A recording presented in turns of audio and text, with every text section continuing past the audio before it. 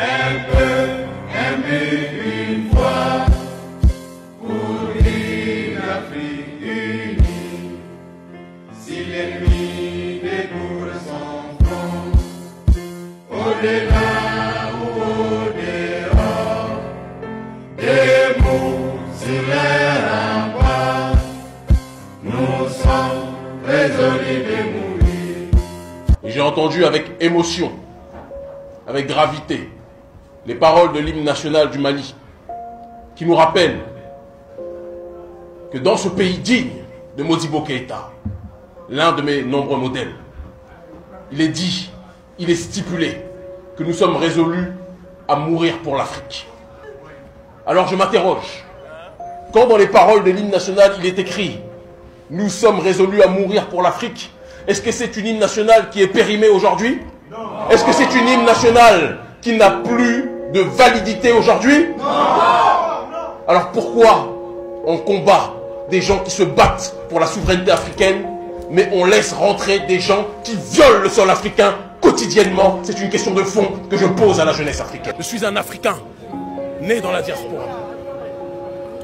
Et comme tout être humain doté de raison, lorsque je vois l'injustice, il est du devoir de ceux qui résistent de s'organiser pour lutter et faire déguerpir cette injustice-là. La France colonise l'Afrique francophone ou l'Afrique de la zone franc sans honte, sans gêne, sans pudeur. Elle vole nos terres, elle viole nos terres, elle viole notre souveraineté. Elle nous pille. La monnaie éco, je n'ai pas de problème avec la monnaie éco. Les médias se sont trompés. Mon problème est que certaines personnes veulent adosser à la monnaie éco la réalité structurelle du franc CFA. Et veulent faire en sorte que les mécanismes du franc CFA régissent les mécanismes de la nouvelle monnaie éco. Et nous disons non. Nous disons que nous ne voulons pas que la nouvelle monnaie soit arrimée à l'euro et soit liée au trésor français. De la même façon que nous disons que nous ne voulons plus de la présence des bases militaires françaises. De la même façon que nous disons que nous ne voulons plus que les présidents africains doivent rendre des comptes aux ambassades de France qui sont sur nos territoires.